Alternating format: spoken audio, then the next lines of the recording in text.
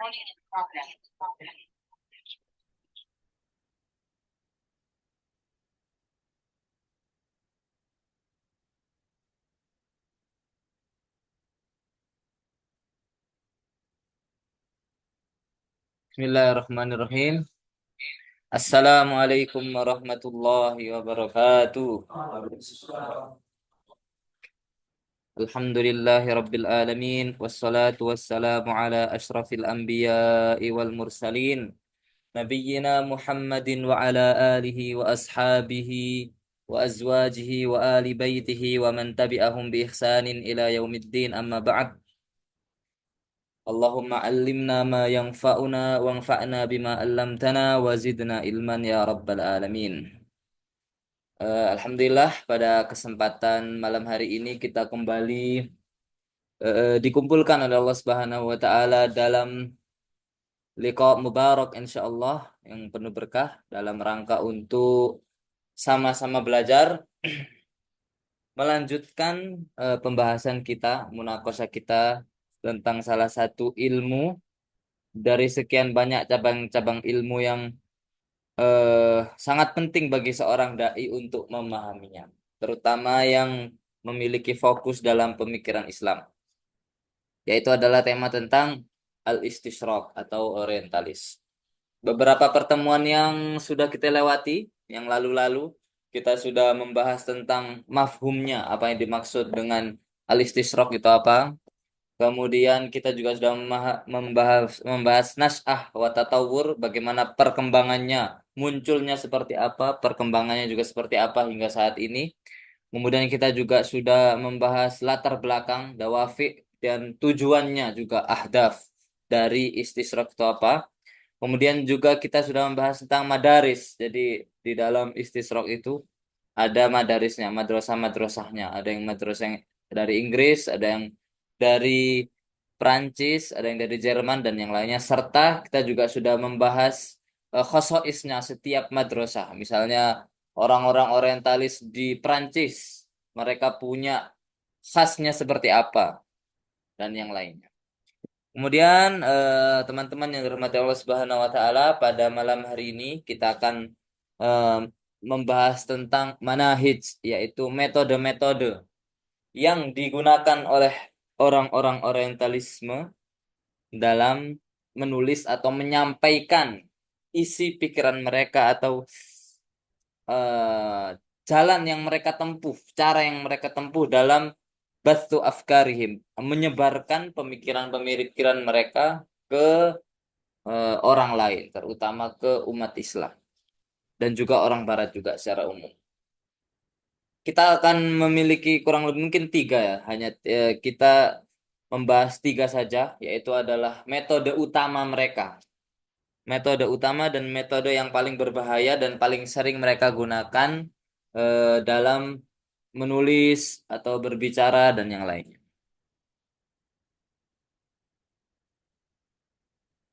Yang pertama, sebelum kita lebih lanjut, ya, kita harus tahu dulu kenapa kita harus mengerti atau memahami apa urgensinya kita itu membahas tentang manahij, metode-metode orang-orang orientalis. Setidaknya ada tiga hal manfaatnya atau latar belakang kenapa kita harus tahu. Nanti kita akan melihat bagaimana cara apa yang mereka gunakan. Nah, pentingnya apa? Yang pertama, dengan kita mengetahui manhaj mereka, cara mereka dalam menulis, terutama karena orang-orang orientalis itu memiliki banyak sekali buku dan karya-karya yang tidak bisa dianggap remeh. Sebagaimana juga yang pertemuan yang lalu-lalu kita sudah sebutkan beberapa juhud mereka, ya kan, karya-karya mereka. Yang pertama, dengan kita mengetahui eh, cara mereka, kita tuh bisa tahu bahwasanya betapa bahayanya futuro, futuro ya, khotir, betapa bahayanya orientalisme ini. Jadi cara yang mereka gunakan tuh sangat kejam, sehingga kita semakin paham bahwasanya betapa bahayanya orientalisme ini bagi umat Islam. Yang kedua, dengan kita mengetahui manhaj yang mereka gunakan, kita menjadi tahu atau menjadi jelas ya kan bahwasanya mereka itu sebenarnya punya tujuan tertentu, su'u qasdin. Mereka memiliki tujuan yang buruk ya kan kepada umat Islam. Jadi kita bukan sekedar zon atau tuduhan tuhmah semata, tapi dengan meneliti karya-karya mereka, kemudian mempelajari cara-cara yang mereka gunakan, berarti kita akan semakin sadar bahwasanya orang Orientalisme ini memiliki su'u qasdin, maksud yang buruk kepada umat Islam. Dan yang ketiga juga yang sangat penting adalah dengan kita mengetahui manhaj yang mereka gunakan, maka kita akan dengan mudah ya kan bisa membalikkan atau melawan ya kan atau membatalkan atau membongkar eh, kesalahan-kesalahan mereka, kemudian tuduhan-tuduhan mereka terhadap umat Islam. Jadi ini begitu pentingnya bagi kita untuk mempelajari manhaj atau cara-cara orang-orang Orientalisme yang digunakan oleh orang-orang Orientalisme dalam tulisan-tulisan mereka. Seperti biasa, bagaimana pondasi dalam sebuah pembelajaran atau sebuah eh, ilmiah ya, keilmiahan sesuatu. Kita itu harus tahu dulu, misalnya kita ingin mempelajari manhaj, ya kita harus tahu dulu apa yang dimaksud dengan manhaj, ya kan? Manhaj tarjih misalnya. Apa yang dimaksud manhaj tarjih di sini? Nah, di sini yang kita bahas adalah manhaj orientalisme. Jadi kita ambil dari akar katanya. Apa yang dimaksud dengan manhaj? Manhaj itu diambil dari akar katanya nahaja. Taduru ma'anihi khaulal wuduh. Jadi nahaja itu artinya adalah jelas. Wuduh jelas. Wal istibanah. Terang benerang. Ya kan? Wal istiqomah fit thoriq. Jadi nahaja itu jelas, terang benerang, dan istiqomah dalam sebuah jalan. Makanya kan sering kita dengar kayak kita harus dengan manhaj, sesuai dengan manhaj ya maksudnya itu. Nah, dalilnya apa? Qala Ibnu Faris nih, Ibnu Faris kalau antum bahas atau apapun, jadi kita sambil munakosa juga ya biar antum juga kita sama-sama belajar mengingatkan. Jadi Ibnu Faris ini kalau antum nulis bahas atau apapun, rujuknya secara bahasa itu kembali ke kamus Ibnu Faris, salah satu kamus yang tua ya, tertua yang pasti dijadikan rujukan dalam takrif apapun itu. An-nahju at-thoriq. Jadi beliau menyebutkan an-nahju itu artinya adalah jalan, ya kan? Manhaj salafi apa artinya? Jalan para salaf. Ya. Wa nahja lil amr auto menjelaskan jelas. Sebenarnya intinya jelas, terang benerang dan istiqomah. Sedang itu secara bahasa tadi. Jadi jalan terang benerang. Amma fil bahtil ilmi yu'arraful manhaj bi annahu jadi secara kalau secara bahas ilmi yang dimaksud manhajul bahas ya kan manhajul bahas adalah at-tariq al-muaddi ila kasfi anil haqiqati fil ulum. Jadi jalan yang digunakan untuk kasf ya mengungkap anil haqiqat terhadap sebuah kebenaran dari sebuah ilmu. Secara umum ilmu secara umum. Biwasitati ta'ifatin minal qawaid al-ammah tuhaiminu ala sayril aqli wa tuhaddidu amaliyatahu hatta yasila ila natijatin maklumah. Jadi cara-cara yang digunakan, jadi mereka punya qawaid-qawaid intinya di sini. Ada kaidah-kaidah umum yang dengannya itu pemikiran itu akan berjalan dengan karena sesuai dengan bahasa tadi ya, jalan dengan berjalan dengan baik suatu pemikiran. Kemudian juga waktu hadits amaliyatahu. Jadi tidak mafi kita. Jadi dengan manhaj ilmu itu, jadi udah ada pakem-pakemnya. Seperti kalau contohnya kayak amanah ilmiah, jadi nggak sembarangan kita nukil-nukil. Salah satunya seperti itu. Tujuannya apa? Hatta yasila ila natijatin maklumah. Ya, agar kita sampai kepada yang kita tuju, hasil yang baik. Kalau secara manhaj, secara ta'rif, kemudian secara ini sudah jelas ya. Kira-kira sudah jelas. Nanti coba antum bandingkan apakah yang digunakan oleh orang-orang orientalisme itu benar-benar manhaj atau mereka hanya mengada-ada. Di secara bahasa kita mulai dari sini. Nah, sedangkan ya kan Manahijul Mustasyrikin, yani ini kenyataannya. Ini yang ana ambil dari beberapa buku-buku peneliti-peneliti yang sudah meneliti buku-buku orientalis. Jadi mereka itu menyimpulkan bahwasanya di dalam kitab-kitab orang-orang orientalis yang dimaksud Manahijul mustasyrikin, cara yang mereka gunakan itu apa yang dimaksud? Yang dimaksud adalah tariqatul ardi awil uslub al-kitabi wa dhihni lil mustasyrikin tijaha qadiyatin ma. Jadi cara penyampaian artinya. Jadi bagaimana seorang orientalis itu menyampaikan atau uslub ya cara-cara mereka baik itu lewat kitabi tulisan, dhihni pemikiran lil mustasyrikin tijaha qadiyatin ma terhadap suatu permasalahan. Misalnya mereka menyikapi tentang penyebaran agama Islam. Ternyata mereka menyikapinya ternyata menurut pandangan mereka ya kan. Umat Islam tuh menyebar misalnya dengan kekerasan, dengan pedang. Nah, mereka akan menggunakan cara-cara, berbagai macam cara ya kan. Intinya mereka itu harus sampai kepada kesimpulan Islam menyebar dengan kekerasan. Jadi mereka akan menempuh cara apapun itu. Contohnya seperti itu. Atau tarif yang lain toro ikul mustasyrikin fid dirasati wal bahthi wal kitabah anil islami wa ulumihi wa asalibihim fi bathi afkarihim ya kurang lebih sama ya cara-cara mereka gunakan dalam belajar membahas menulis tentang Islam dan ilmu-ilmu Islam yang lain dan bagaimana mereka menyebarkannya ini yang dimaksud dengan manahij atau metode-metode orang-orang orientalis. Kira-kira sudah paham ya? Atau ada pertanyaan sebelum kita lanjut tentang manhaj, kemudian yang dimaksud manhaj orientalis, sudah paham ya kira-kira insya Allah ya. Nah, setelah kita mengetahui manhaj secara bahasa, kemudian manhaj orientalis yang dimaksud apa itu, jadi cara-cara yang mereka gunakan, uslub-uslub yang digunakan untuk menyebarkan pemikiran-pemikiran mereka terhadap suatu qadiyah, suatu masalah. Kemudian suatu hal yang sangat penting dan harus kita camkan. Jadi kita tidak boleh lupa, ya kan? Tidak boleh kita lupakan bahwasanya orang-orang orientalis itu abna uthaqafatihim wa nataju bi'atihim. Jadi orang-orang orientalis, jadi mereka itu ibarat mereka itu adalah sosok-sosok sesuatu yang tumbuh hasil dari kebudayaan mereka. Kebudayaan orang barat, mereka dari barat.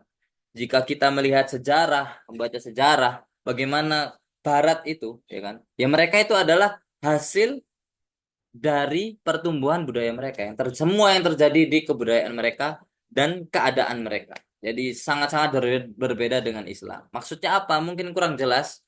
Jadi pemikiran orang Barat, al-fikru al-gharbi.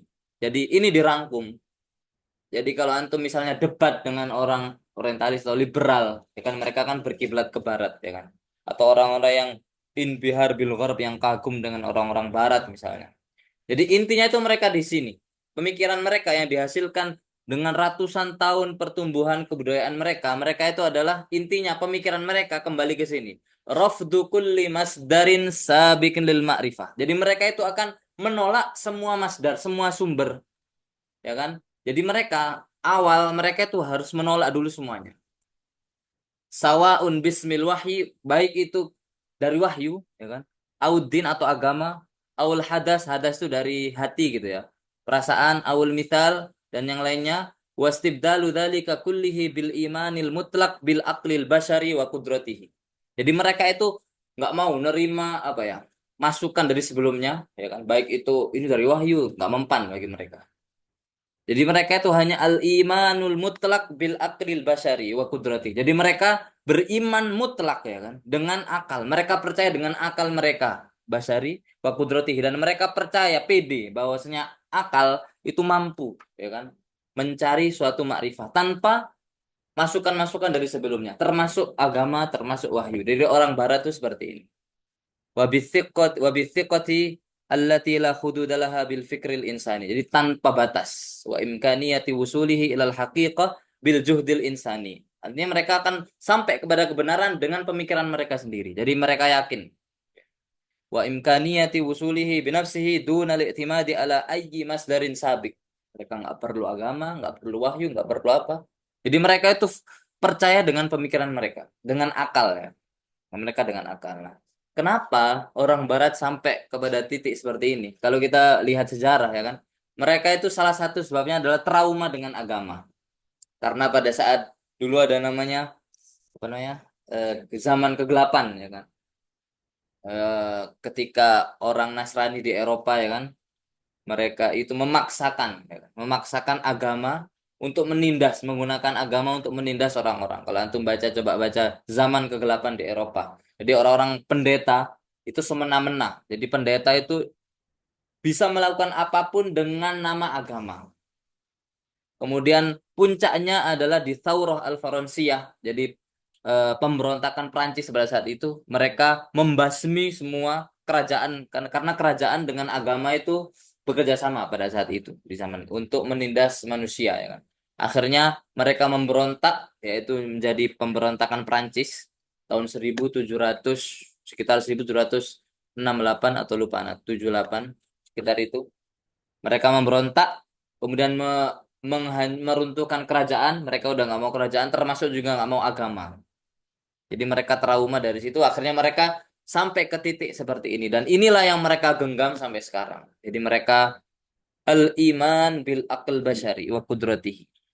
Nih, jadi dengan ini, oh makanya kita tahu orientalis itu bergeraknya dari pemikiran seperti ini. Itu yang harus kita ketahui. Jadi sehingga kita bisa mengerti kenapa orang-orang orientalis itu melakukan seperti itu. Karena mereka berangkat dari barat, dari kebudayaan mereka dan yang lain. Kita langsung saja. Setidaknya di sini kita akan membahas tentang tiga metode utama yang digunakan oleh orang-orang orientalis dalam menyebarkan pemikiran-pemikiran mereka. Yang pertama yaitu adalah manhajut tashkik, skeptis, skeptis metode. Jadi skeptis. Jadi mereka itu skeptis yang pertama. Manhajut tashkik. Apa yang dimaksud dengan tashkik? Tashkik itu artinya ragu, ya, ragu-ragu. At-tashkiku fil lughah qala Ibnu Mandur ini juga salah satu rujukan juga dalam bahasa ya. Asyakku naqidul yakin. Syak itu lawan kata dari yakin. Berarti apa lawan kata yakin? Ragu-ragu. Wasyakku fil amri irtaba fihi ay taraddud wa lam yasil fihi ilal yakin. Jadi syak itu enggak yakin, ragu-ragu. Wasyakku huwa tajwizu amrayni la maziyata li akhadihima alal akhar. Jadi ada dua hal atau banyak hal yang semua ragu-ragu, tidak condong ke kanan, tidak condong ke kiri, jadi ragu-ragu ngambang secara bahasa taskik. Sedangkan yang dimaksud dengan manhajut taskik metode ragu, jadi mereka harus ragu dulu. Artinya apa? Itharatus syukuki itharoh. Mereka sengaja ya, sengaja ragu mereka. Jadi pertama manhaj yang mereka gunakan, mereka harus ragu dulu. Ini tidak hanya mereka gunakan kepada Islam atau kepada Al-Quran, enggak. Kepada segala sesuatu itu mereka harus ragu dulu. Bahkan metode ilmiah di Barat itu. Jadi mereka itu harus ragu dulu. Pernah dengar yang debat guru gembul sama Nurdin kan? Nah, jadi harus ragu dulu. Baru nanti mereka cari ya. Haulal waqa'i at-tarikhiyah ats-tsabitah wa riwayatis sahihah al-murtabitah bi tarikhil Qur'an wa ulumi. Jadi, tapi kalau yang dimaksud manhaj taskik di sini yang digunakan oleh orang-orang orientalis, mereka sengaja membuat orang-orang itu ragu dengan kejadian sejarah ya kan atau riwayat-riwayat yang sahih yang berkaitan dengan Quran dan yang lainnya dengan Islam. Jadi ini nomor satu paling berbahaya dan paling banyak mereka gunakan. Intinya mereka itu harus membuat orang-orang ragu terhadap Islam, terhadap Al-Quran dan yang lainnya. Nanti kita bahas. Jadi bagaimana mereka itu membuat orang-orang ragu, baik itu orang Islam supaya ragu dengan agamanya, kemudian keluar atau dengan orang-orang Barat supaya ragu dengan Islam. Jadi ya, misalnya ada orang Barat yang ingin belajar membaca tulisan mereka, mereka jadi ragu dengan Islam. Ini manhaj yang pertama.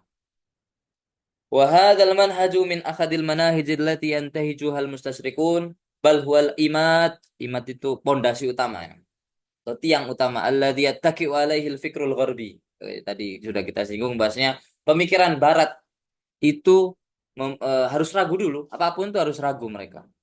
Wa awwalu man da ilaihi wal filsuf al-gharbi Renin Descartes. Jadi salah satu pembesar ya pemikiran barat namanya Renin Descartes itulah yang mencetuskan taskik ini. Jadi kita itu harus ragu dulu. Dia itu berkata ya Renin Descartes ini penemu pemikiran barat ya kan. Ana asyukku idan ana maujud. Kalau saya ragu maka saya ada. Jadi seorang manusia yang punya otak itu apapun tidak harus ragu. Misalnya kita lihat ini ada minum ini. Kita harus ragu, "Ah, ini apa ini?" Ya kan harus ragu. Ini air nggak nih? Ini air sehat nggak, bersih nggak nih? Jadi menurut mereka seperti itu. Apapun itu.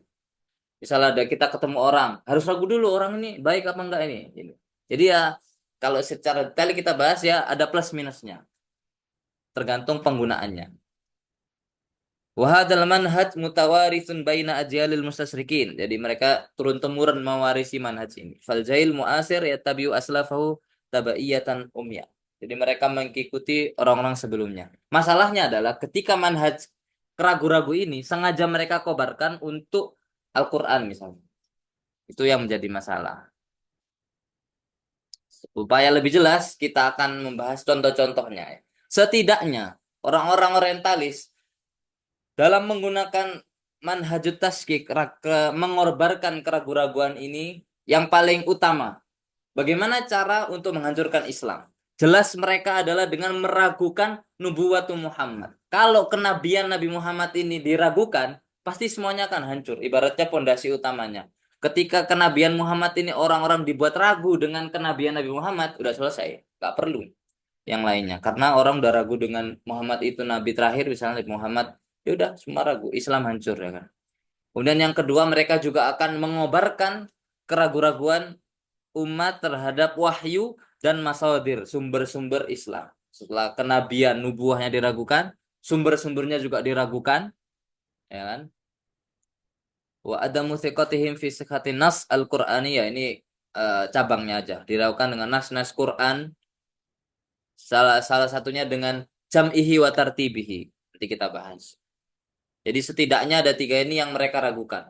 Kenubuah Muhammad, nubuatu Muhammad sama wahyu sama masadir Islam. Nah, langsung saja kita lihat secara langsung bagaimana cara mereka meragukan ya. Cara mereka, metode mereka yang metode yang mereka gunakan. Yang pertama, at-taskiku fi nubuwati Muhammad. Bagaimana cara mereka meragukan, membuat ragu tentang kenabian Nabi Muhammad.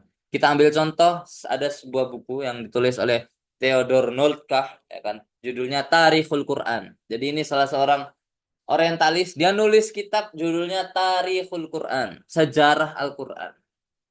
Ini bukunya lumayan tebal. Ada PDF-nya, ada kalau antum mau baca atau sumber penelitian bisa dibuat bahas misalnya. Haitsu yuhawilu tashkika nubuwati Muhammadin sallallahu alaihi wasallam bituhmatin annahu musabun bisar'i inda talaqil wahyi. Salah satunya, jadi ini termasuk penistaan juga. Jadi Theodor Noldka ini orientalis ini menulis di dalam kitabnya ini, dia berusaha meragukan kenabian Nabi Muhammad SAW dengan tuduhan bahwasanya Nabi Muhammad itu musabun bisar'i inda talaqil wahyi. Ini pernah bahas sebelum-sebelumnya ya, bahwasanya dia meragukan bahwasanya Nabi Muhammad itu ketika menerima wahyu, kalau antum baca di Sahihul Bukhari bab awal-awal tentang turunnya wahyu, bagaimana ciri-ciri Nabi Muhammad SAW, keadaan beliau ketika menerima wahyu, salah satunya kan berkeringat, ya kan, berat, bahkan bergetar gitu ya. Theodor Nold kayak ini menuduh Nabi ketika uh, di riwayat-riwayat itu bahasanya Nabi itu terkena epilepsi, ya kan? Karena tanda-tandanya seperti itu. Jadi orang awam kalau membaca ini itu bisa jadi percaya, ya kan? Ini tulisannya banyak. Kalau antum penasaran baca aja, akan menemukan begitu kejamnya tulisan-tulisan orang orientalis terhadap Nabi Muhammad Shallallahu Alaihi Wasallam. Kemudian di bagian yang lain dia Theodor Noldka ini melanjutkan, fa Muhammadun kana, ini bukunya bahasa Arabnya ada. Orang orientalis juga bisa nulis bahasa Arab ya. Fa Muhammadun kana ta'tarihi inda talaqil wahyi nubatan syadidatan. Nubah syadidah itu kayak bergetar yang keras ya, kayak epilepsi. Dia nyebutnya ada epilepsisme gitu.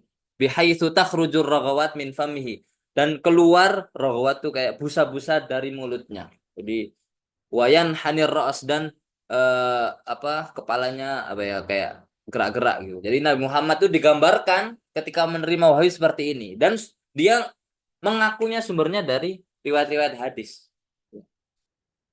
Jadi ini salah satu cara yang mereka gunakan. Jadi buku ini juga dibaca orang-orang barat. Wa qala fi maudin akhar, jadi di bagian lain juga Theodor Nolkar ini menulis anna Muhammadan kana qad talaqqa kulla ayatil Quran asna khalati sar'iyah. Khalati sar'iyah ini ya epilepsi tadi. Jadi Nabi itu ketika menerima semua ayat-ayat Al-Quran yang turun kepada beliau dalam keadaan bergetar, tidak bisa mengendalikan diri seperti itu. Jadi dengan itu maksudnya Theodor Nolka ini pingin meragukan bahwasanya Nabi ini eh, orang yang tidak normal lah, seperti itu. Ini salah satu gambarannya tulisan yang ada di kitabnya Theodor Nolka yang judulnya Tarikhul Quran. Jadi ini salah satu gambaran bagaimana seorang orientalis ingin meragukan atau ya ini penistaan, ini jelas penistaan. Dan ini itu ratusan puluhan ya atau ratusan tahun yang lalu ini. Itu yang pertama. Jadi mereka ingin bagaimana caranya meragukan kenabian Nabi Muhammad SAW. Dengan orang-orang yang baca seperti ini, mereka pasti akan ragu. Bahwasanya, oh apa ini Nabi? Jangan-jangan Muhammad ini hanya orang yang ngaku-ngaku aja. Orang yang nggak normal ya kan? Atau ODGJ. Yes, ya memang seperti itulah. Zaman berulang ya kan. Nabi Muhammad zaman dahulu juga dibilang orang gila ya kan. Sama seperti itu. Orang orientalis juga melakukan apa yang dilakukan oleh orang-orang kafir sebelum. Kemudian yang kedua, setelah mereka berusaha untuk meragukan kenabian Nabi Muhammad SAW, mereka juga berusaha untuk meragukan wahyu dan sumber-sumber Islam. Kita ambil contoh, maksudnya apa? Orang-orang orientalis berusaha untuk meragukan wahyu dan masadirul Islam wa ta'alimihi contohnya Quran, hadis Nabi. Jadi gimana orang-orang bisa ragu? Mereka bilang waqala bi annaha laysat min indillah, bahwasanya sumber-sumber itu bukan dari Allah. Walakinnaha ikhtira'u Muhammadin sallallahu alaihi wasallam min nafsihi. Jadi Al-Qur'an itu menurut mereka adalah ciptaan, temuan dari Nabi Muhammad sallallahu alaihi wasallam min nafsi au ma'khudatun minal adyani sabiq. Ada dua subhat yang mereka hembuskan. Yang pertama Al-Qur'an atau hadis itu dari Nabi sendiri, buatan Nabi, atau ma'khudatun minal adyan, tiruan dari agama-agama sebelumnya. Ini contohnya adalah ada seorang, ini contoh tulisannya, ada seorang orientalis mengatakan, namanya Montgomery Watt, ini orang Inggris. Kana Muhammadun sallallahu alaihi wasallam rajulan mufakkiran. Jadi dia bilang Muhammad itu adalah seorang yang pemikir. Seakan-akan memuji ya. Jadi orang yang berpikir. Wa kana min adatihi fi kulli sanah, kebiasaan Rasulullah SAW setiap tahun. Ini maksud dia adalah menceritakan di buku-buku sejarah ya kan. Kan disebutkan Nabi itu suka menyendiri ya kan. Eh, al menyendiri di Gua Hiro salah satunya. Iya di Gua Hiro. Fi kulli sana al-i'tizal fi kahfin ala Jabal Hira. Ini benar kan? Ya kan? Wa hunaka minal muhtamal. Dan ini cara yang sangat keji ya. Ini bahasa-bahasa yang biasa digunakan di buku-buku orang orientalis itu. Wa hunaka minal muhtamal, bisa jadi, ya kan? Annahu kana yatafakkar fil masail ad-diniyah. Bisa jadi ketika Muhammad itu suka menyendiri, berpikir, dia itu sedang berpikir bagaimana cara membuat suatu agama. Jadi berpikir tentang suatu agama. Ya itulah maksudnya agama Islam. Ya maksudnya mereka ingin mengatakan bahwa saya Nabi itu pemikir. Jadi Islam itu adalah pemikiran dari Nabi Muhammad SAW dan bukan wahyu. Ini salah satu cara yang mereka gunakan. Seperti ini bahasa-bahasanya. Minal muhtamal qad dan yang lainnya. Nah, ini cabangnya. Ya, setelah mereka meragukan masadir Islam ya kan. Salah satunya adalah dengan membuat orang itu eh, ragu-ragu tentang Al-Qur'an. Yadda'i kathirun minal mustasrikin anna nas al-Qur'ani alladhi ja'a bihi Muhammadun sallallahu alaihi wasallam qad nalathu ta'dilat biziyadati wan nuqsan wa syakku fi mawdu'i ikhtilafil masakhifil khassah allati kanat bi aidi ba'di sahabana. Salah satu senjata mereka yang gunakan, mereka itu mengambil perbedaan masahif ya kan. Jadi dulu memang ada banyak mushaf kan. Setiap sahabat kan punya mushaf nulis sendiri kan. Dan itu memang ada perbedaan. Ini bisa antum baca kalau di ilmu ulumul Quran. Jadi mereka ngambil ini, ya kan? Itu digunakan untuk membuat suatu syubhat meragukan Al-Quran. Waqad jama'al mustasrik Athur Jifri, ini dia ngumpulin perbedaan-perbedaan al-mansubah ilal masakhif al-fardiyah li ba'di sahab. Jadi dia tuh ngumpulin dari kitab-kitab Turas ya, dia kumpulkan Quran, apa perbedaan-perbedaan Al-Quran antara Fatimah, Mushaf Fatimah dengan Mushaf Ibnu Mas'ud dengan Mushaf Ubay bin Ka'ab Dan ini semua ada di kitab-kitab di riwayat-riwayat Islam ada. Bahkan dia juga ngumpulin riwayat syadzah dari Al-Quran itu dia kumpulkan, dia tulis dalam sebuah laporan gitu, yang mana dengan itu dia mengatakan bahwasanya lihat nih Al-Quran tuh berbeda, ya kan? Sahabat beda Al-Quran, setiap sahabat beda. Terus Al-Quran ini yang benar yang mana? Wabi khosati tafsir Tobari. Jadi di tafsir Tobari kalau antum eh, sering baca tafsir Tobari itu banyak riwayat-riwayat sadzah ya kan. Al-Quran yang sadzah yang tidak ditarjihkan, dirojihkan. Jadi dia sengaja ngambil perbedaan-perbedaan riwayat Al-Quran itu disusun, ya udah dia sampaikan ke khalayak umum bahasnya ini Al-Quran seperti ini. Padahal ini semua udah ada penjelasnya di ulama-ulama di ulumul Quran. Bahasanya Al-Quran seperti apa, bagaimana sejarahnya sampai proses-prosesnya menjadi mushaf Utsmani, semua itu dijelaskan di ulama-ulama tafsir. Tapi Mustasrik ini, orientalis ini sengaja ngambil itu, kemudian disebarkan, diviralkan. Maksudnya Al-Quran ini berbeda. Untuk apa? Agar orang-orang ragu dengan jam'ul Quran wa tartibihi.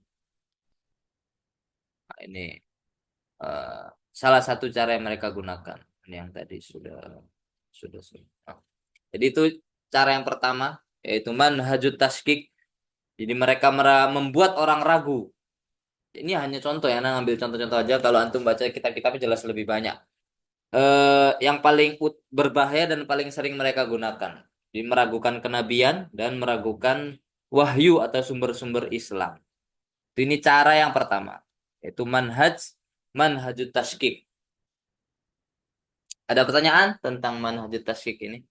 Gambarannya tersampaikan ya, jelas ya. Kemudian kita lanjut ke manhaj yang kedua yang sering digunakan dan juga termasuk yang berbahaya, yaitu al-manhaj al-intiqai, selektif. Dia akan memilih, maksudnya memilih. Al-manhaj al-intiqai maksudnya apa? Maksudnya adalah manhajul ladzi istakhdamahu katsirun minal mustasyrikin bi khasatin tabaqatul mustasyrikin al-awwalin, terutama yang digunakan oleh orang-orang pertama.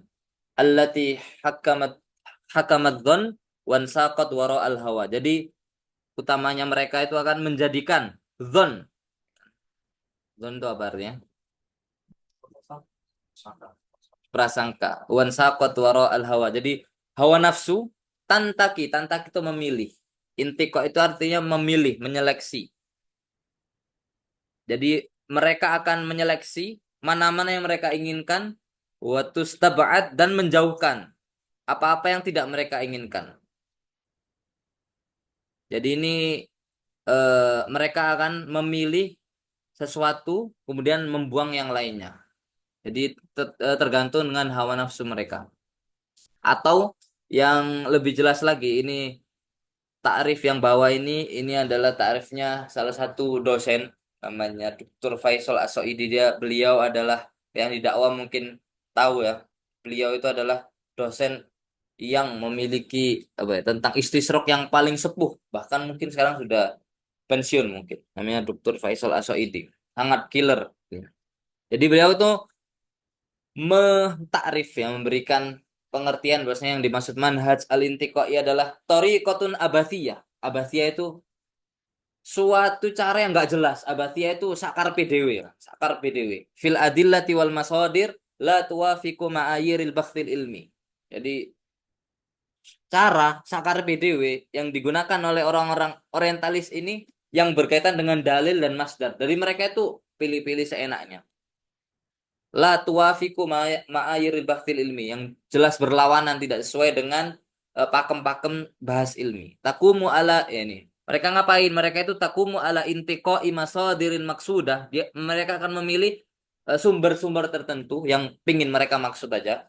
Yakhtaru min hal bakhit an-nusus wal riwayat wal khawadith wal hikayat bima yattafiqu ma'a tasawwuratihi wa tijahatihi wa mawaqifihi al-fikriyah. Jadi mereka mengambil dalil, mengambil sumber yang sesuai dengan apa yang mereka inginkan. Duna mura'atin lil masadir al-awwaliyah. tanpa mereka itu menghiraukan sumber-sumber utama. Jadi misalnya kita pengen belajar hadis, ya udah kita harusnya merujuk ke sumber-sumber utama, Sahih Bukhari dan lainnya.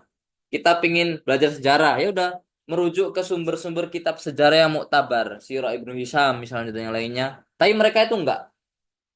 Allati la hasila mubasirah bimaudu'il bahth. Lebih detail lagi kita akan lihat secara langsung contoh-contohnya ya. Jadi setidaknya ada tiga yang mereka mereka memilih fil masdar. Jadi mereka seenaknya memilih masdar-masdar sumber-sumber yang mereka inginkan saja. Kemudian juga mereka memilih istidlal, cara-cara berdalil untuk mendukung apa yang mereka inginkan saja, dan mereka juga memilih masalah-masalah tertentu, masalah-masalah tertentu, start atau ini iklan. Mereka memilih masalah-masalah tertentu saja atau pendapat-pendapat tertentu yang sesuai dengan hawa nafsu mereka untuk diviralkan misalnya. Nah, kita langsung yang pertama, kalau tentang masdar, ya kan, sumber-sumber mereka akan memilih sumber-sumber tertentu. Contohnya, istakhdamal mustasrik al-majri, ada namanya orientalis namanya Jules Seher. Manhajiyatul intiqa fi kitabihi Madahibit Tafsir al-Islami. Kitabnya ini. Jadi Jules Seher namanya seorang orientalis, dia ngarang sebuah kitab namanya Madahibut Tafsir al-Islami. Ini udah diterjemahkan. Jadi ini orang orientalis bisa ngarang. Antum harus bisa ya, Mas. Asal kita malah nggak bisa kan. Madahibut Tafsir al-Islami. Seakan-akan ini wah gitu ya. Jadi dia seakan-akan dari judulnya kita tahu bahwasanya penulis akan menceritakan madhab-madhab tafsir yang ada di Islam. Seperti bagus ya. Tapi kita lihat apa di dalamnya. Di dalamnya, dalam buku itu tadi, fahuwa qaddama lil gharbi, dia itu ingin apa ya, menampilkan untuk orang-orang barat qaimatun an masadirit tafsir wa ta'rif biha. Jadi Jules Zeher ini ingin eh, menyampaikan kepada orang-orang bahasanya sumber-sumber tafsir di Islam itu apa aja dan dijelaskan. Maksudnya sumber tafsir ini pinginnya seperti itu.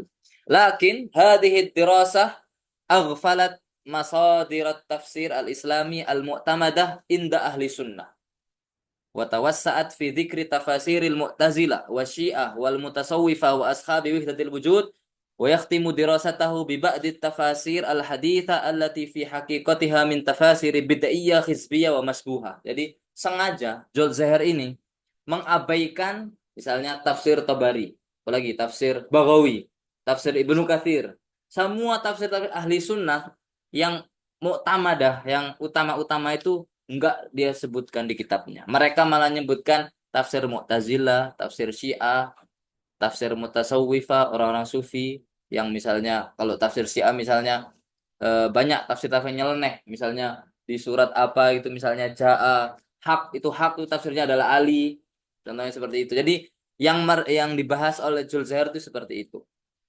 Wahdatul Wujud, bahkan Jules Zeher juga nulis juga di kitabnya tentang tafsir yang baru-baru, tapi malah tafsir yang bid'ah, hizbiyah, wa masbuha, nggak jelas.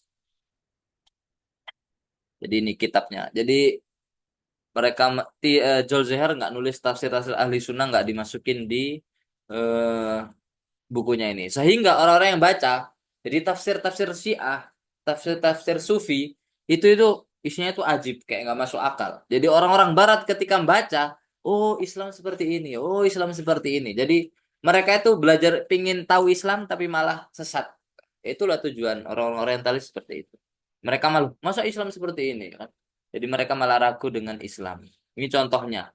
Harusnya dia itu jujur kalau mereka orang-orang orientalis kan ngaku dia peneliti ya, peneliti yang handal, yang ilmiah, tapi kita lihat kitabnya malah seperti ini. Kemudian yang kedua, setelah mereka memilih di cara beristidlal, cara berdalil. Contohnya, misalnya dzalika al-qat'ul jazim bi thubuti qissati Rahib Buhairo. Kalau antum pernah baca kitab sejarah, kan ada kisah tentang Rasulullah SAW bertemu dengan Rahib ya kan, Buhairo ketika kecil ya kan.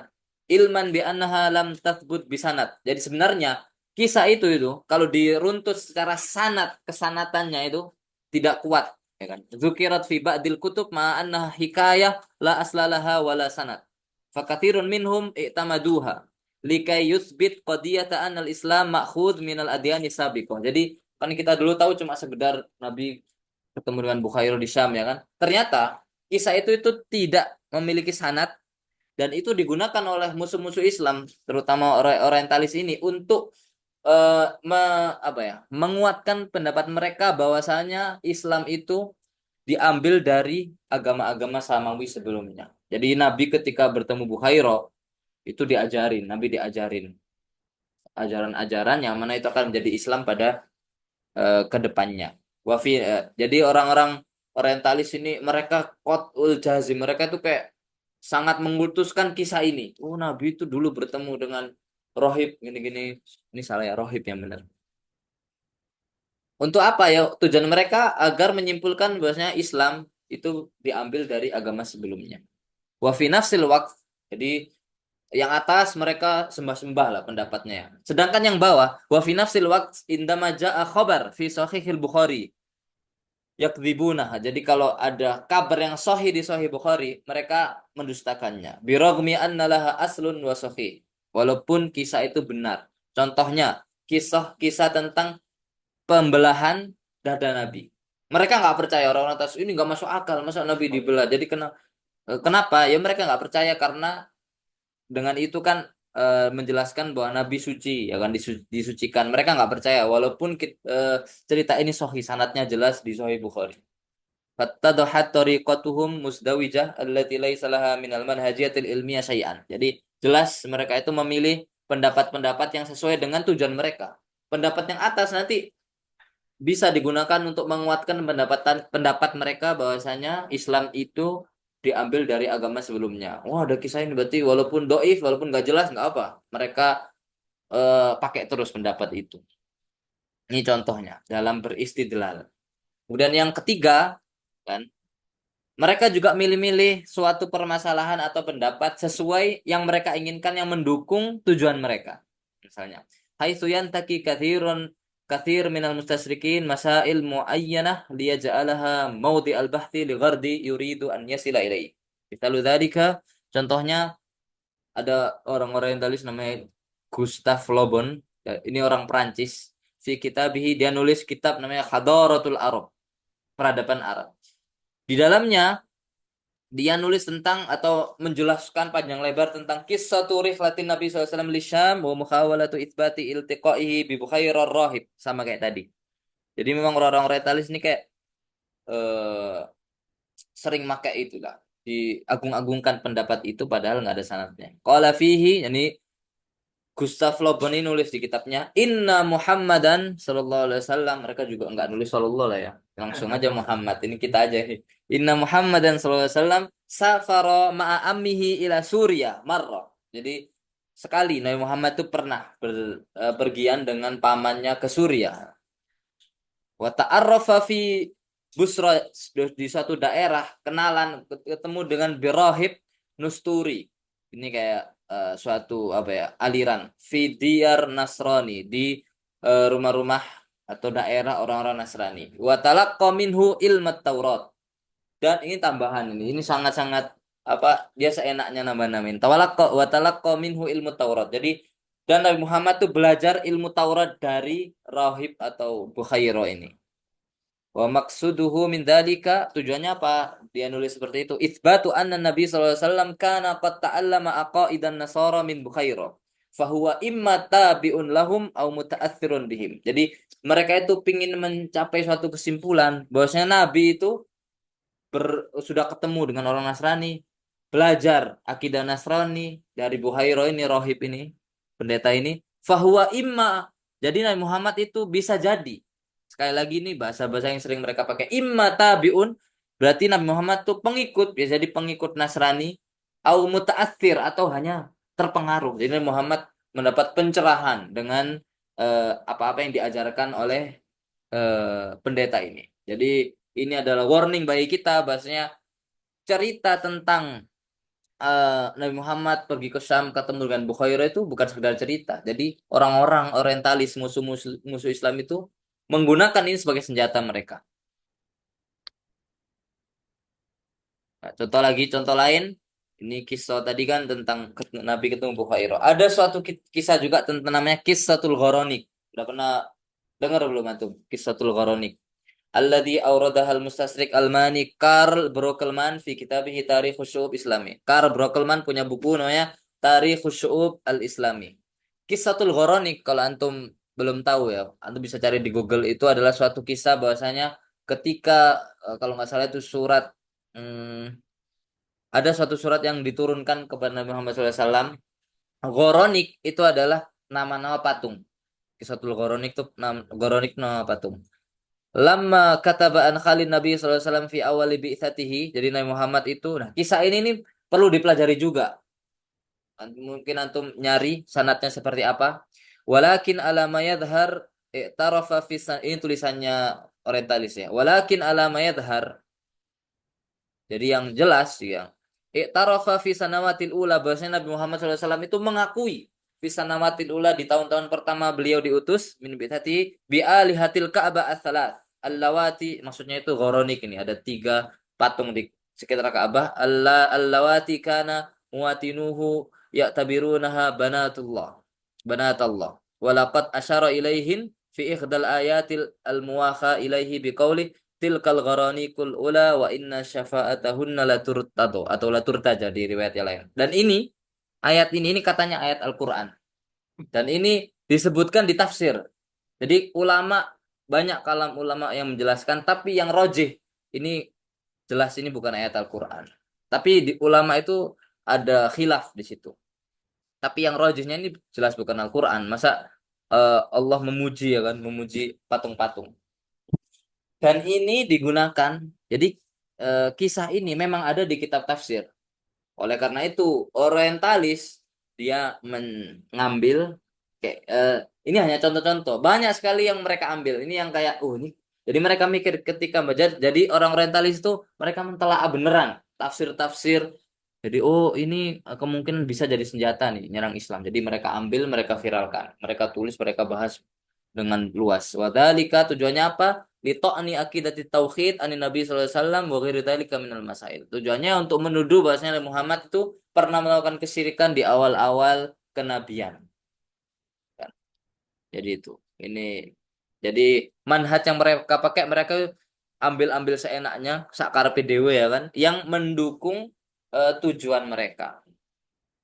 Misalnya mereka ambil kisahnya Bukhairah Rahib, mereka ambil kisahnya Ghoronik untuk membuat orang ragu terhadap agama Islam itu sendiri. Jadi ini manhaj yang kedua. Yang pertama tadi taskik, membuat keraguan.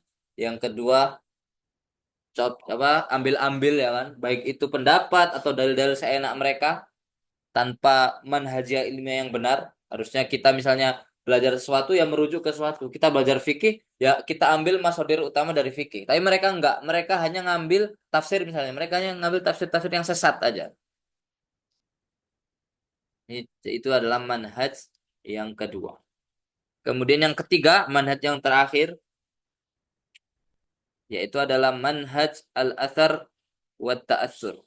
Jadi intinya adalah bahwasanya Islam itu, ini berkaitan juga. Yang ketiga ini berkaitan dengan sebelum-sebelumnya, bahwasanya mereka itu berusaha sekuat tenaga membuktikan dengan hujah-hujah yang menurut mereka benar. Atau mereka sebenarnya tahu kalau itu salah, tapi mereka pakai. Bahwasanya Islam itu berasal dari agama-agama sebelumnya.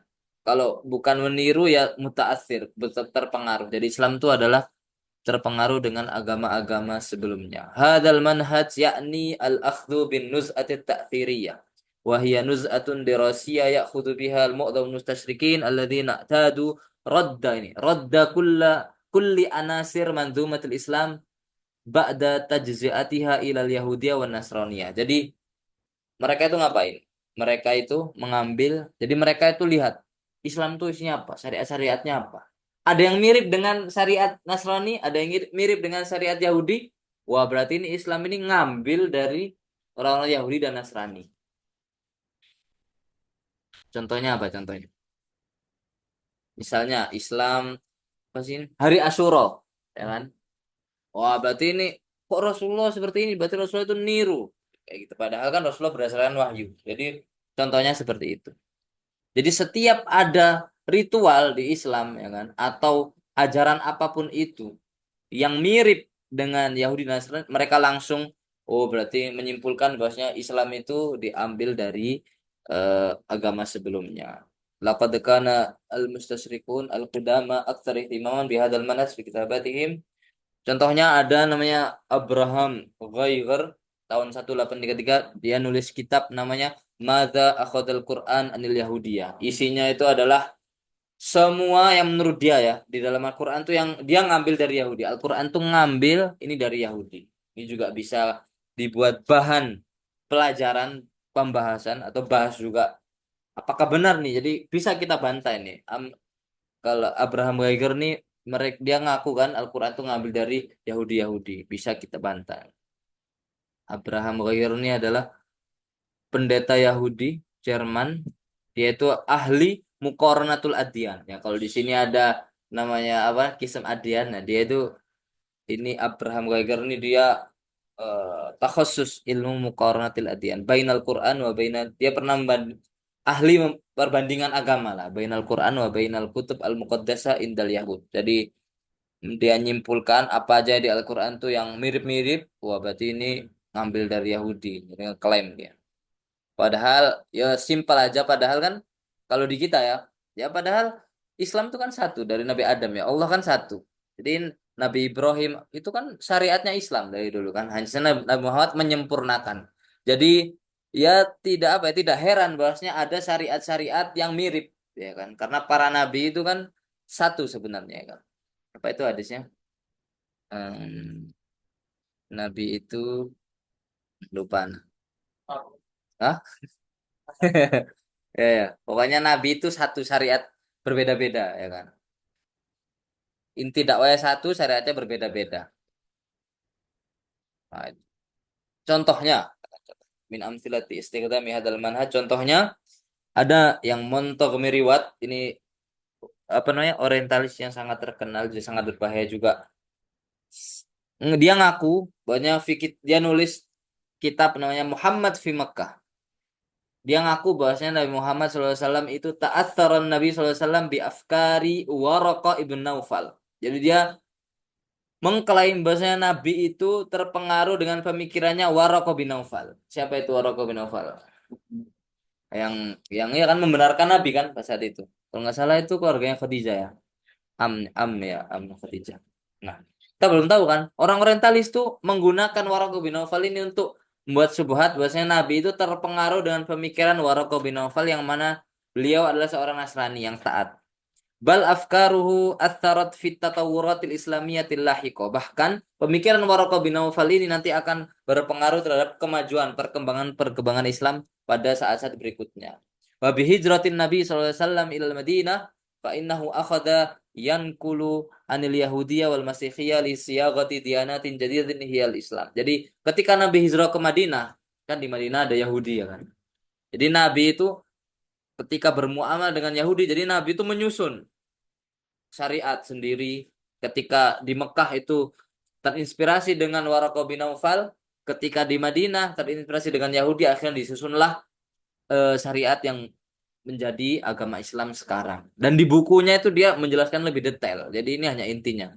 Jadi hujah-hujahnya, dalil-dalil dia itu seperti apa itu sangat detail mereka sebutkan di kitab-kitab orientalis, kitab-kitab mereka. Jadi bisa kita lihat bagaimana apa ya kejam dan busuknya cara yang mereka gunakan. Bahkan anak kalau sebelum belajar orientalisme ini nggak tahu nih kalau ada subhat seperti ini. Jadi oh Roko bin Naufal, kemudian oh ada seperti ini. Jadi inilah gambaran yang digunakan oleh orang-orang orientalis, ya kan. Ada yang kedua contohnya ada namanya Jules Seher tadi. Qad asyara fil adid min abhathihi di tulisan-tulisan dia dia sering apa namanya menyinggung at-tashabuh al-kabir bainal fiqhil islami wal qanunir rumani wa ta'athurihi kadzalika bit talmud al-yahudi. Jadi sering kayak menyamakan fikih yang ada di Islam dengan aturan kanun Romani Roma atau Talmud Yahudi. Jadi dia sering kayak memadu-madukan oh ini sama. Intinya apa? Ya mereka ingin orang-orang tuh kayak ragu dengan Islam. Oh Islam kok mirip Yahudi, mirip Nasrani. Jadi ini Islam diambil, peniru, peniru aja sebenarnya. Ada juga namanya Henry Masih, dia anna akidatul malaika al-muqarrabin fil Islam, akidah tentang malaikat-malaikat yang punya tugas-tugas ya kan, seperti apa bentuknya fil Islam, qad akhadha Muhammadun sallallahu alaihi wasallam minal Yahudiyah. Jadi kalau tentang malaikat-malaikat kan di Yahudi kan banyak kisah-kisah juga kan, kisah Bani Israel, Israiliyat, ya itu. Jadi mereka ngeklaim kalau hadis-hadis tentang malaikat yang disebutkan di Islam itu dia diambil atau terinspirasi dari kisah-kisah orang Yahudi atau kisah-kisah Israiliyat tersebut. Ya, jadi ini adalah gambaran-gambaran tiga setidaknya metode dari sekian metode. Sebenarnya ada beberapa lagi banyak, cuman nggak terlalu ini juga, dan itu juga mirip-mirip. Jadi intinya itu di tiga ini. Manhajut taskik membuat kita ragu, manhajul intiqo mereka comot-comot seenaknya, sesakar PDW semau mereka sendiri. Kemudian yang ketiga manhaj at-ta'assur, yang mana intinya adalah bahwasanya Islam itu terpengaruh atau diambil dari agama-agama sebelumnya, samawi sebelumnya, seperti Yahudi ataupun Nasrani.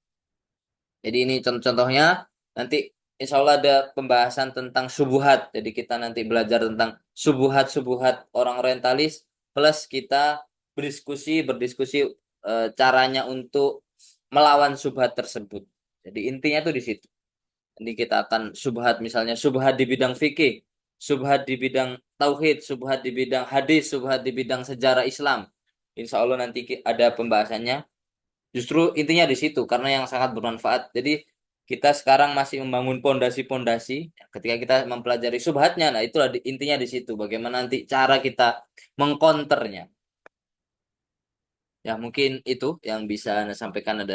Jadi ada tiga manhaj besar yang biasa digunakan oleh orang-orang orientalis dalam menyampaikan atau menyebarkan pemikiran-pemikiran mereka. Nah, mungkin tafadhol ada yang bertanya. Balikan ke moderator. Nggak ada ya. Nah, Fadol, kalau ada yang bertanya, Fadol. Kalau nggak ada, kita lanjut. Fadol, di Zoom nggak? Ada.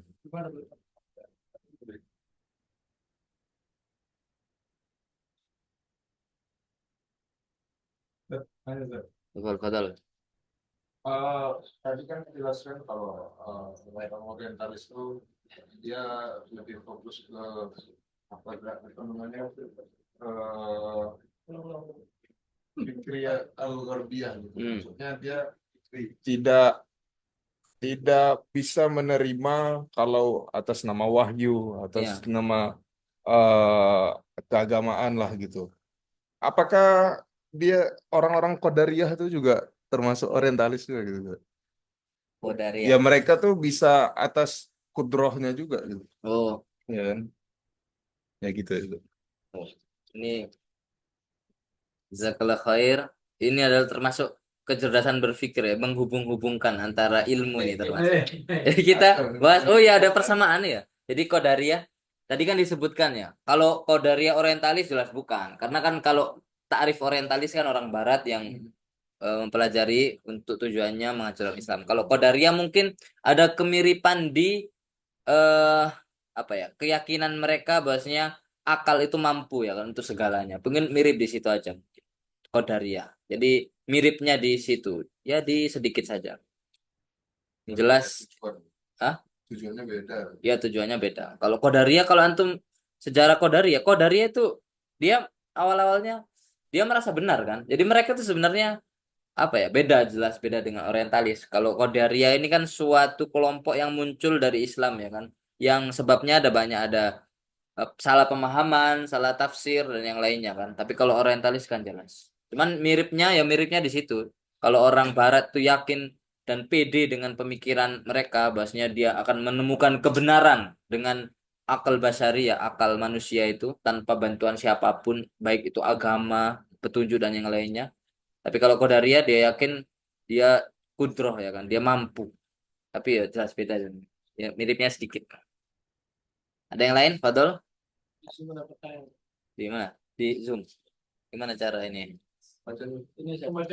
Fadal, bacakan aja. Dari Ustaz pertanyaan dari Yai Afkar ya. Bertanya, Assalamualaikum Ustaz.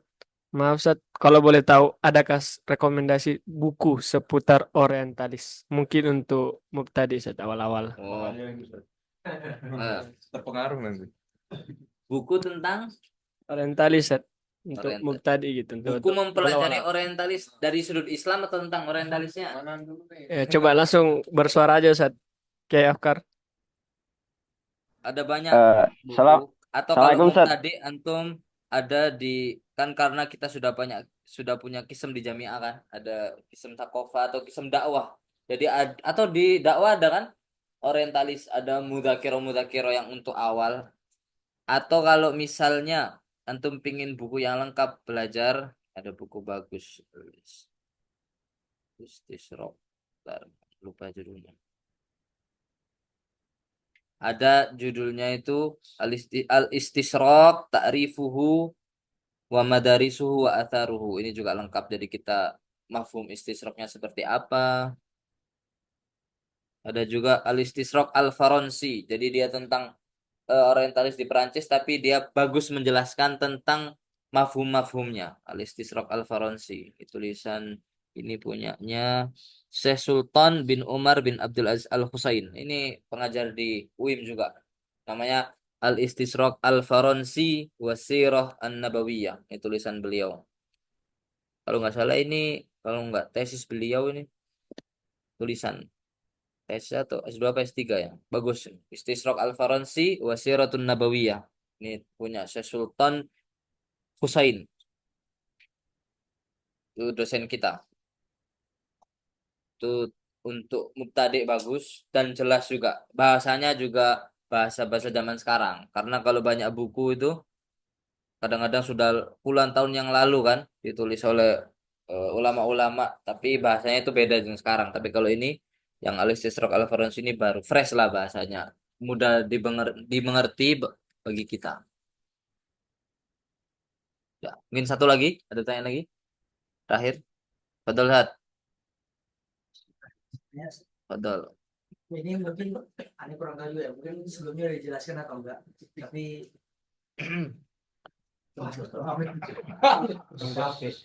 Bismillah, izin bertanya perihal eh, mungkin orientalis di zaman sekarang ini, di mana tadi kan ini ada 3 metode nih, yang mana metode ini apakah masih relevan digunakan oleh mereka untuk menyerang kaum muslimin pada saat ini. Dan kemudian eh, kira-kira kan kalau di zaman sekarang ini kan udah makin maju ya tentang metode penelitian, juga banyak tokoh-tokoh Islam yang dia mungkin mengcounter ya daripada pemikiran-pemikiran ini, termasuk juga yang mungkin kalau keadaannya masih ada sih, karena kan Islamofobia bagaimanapun tetap asar daripada mereka ini kan, daripada orientalis. eh Terus kira-kira ada nggak di zaman sekarang ini, kan zaman sekarang ini banyak dialog-dialog ya, dialog terbuka. Mungkin kalau kita lihat dulu ada Syekh Ahmad Didat Ya, atau Rahmatullah Zakir Hindi Naik. ataupun Zakir Naik kan gitu. eh yang zaman sekarang ini itu orientalis itu ada nggak? Misalnya dialog terbuka dengan tokoh Muslim atau yang masih hangat kira-kira. Kita kan biasanya update-nya kan yang di Indonesia ya, Ya. atau mungkin di dunia internasional ada nggak kira-kira yang mungkin bisa jadi contoh juga bagi kita memahami metode yang masih mereka pakai ini. Jazakumullah khairan. Jazakallahu khairan Ustaz Diki. Eh, Kemarin juga sempat kita jelaskan di pembahasan juga ada bahwasanya kalau benar-benar sekali apakah metode-metode ini relevan dengan zaman sekarang. Jadi perlu antum ketahui kemarin eh, pas kita jelaskan tentang nas'ah wa tatawur.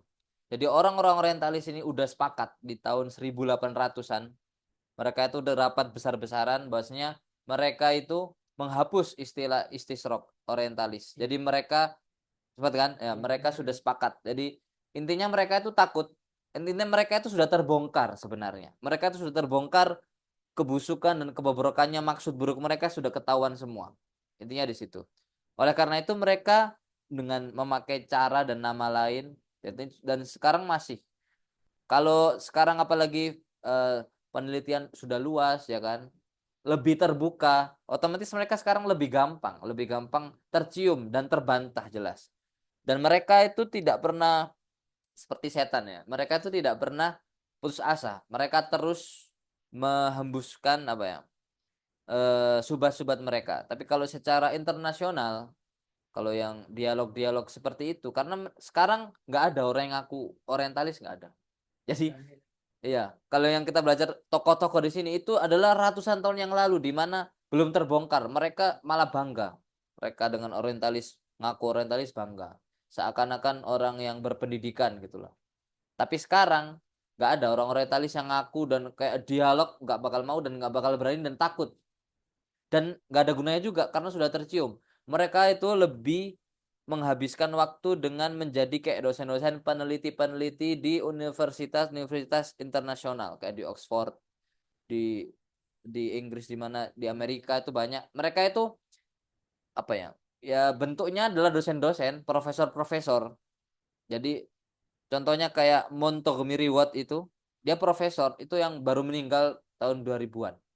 Jadi bentuknya dia dosen guru besar lah di Amerika, di Inggris seperti itu. Jadi bentuk-bentukan mereka sekarang tuh seperti itu, akademisi lah kita nyebutnya akademisi. Jadi mungkin kalau dialog akademisi itulah yang terjadi sekarang. Kalau di dunia Anda juga kurang tahu kalau secara dunia karena mereka nggak ada yang ngaku kalau orientalis. Jadi mungkin dialog antar pemikir, antar akademisi seperti itu. Dan mereka juga nggak ada yang terkenal besar seperti tokoh-tokoh orientalis dulu, nggak ada. Jadi mereka mereka sebenarnya lemah dan mereka itu sekarang hanya mengikuti pendahulu-pendahulu mereka, nggak ada pembaharu, mereka nggak ada. Jadi mereka hanya menggunakan senjata-senjata yang sudah pernah digunakan oleh pendahulu mereka atau memodifikasi lah.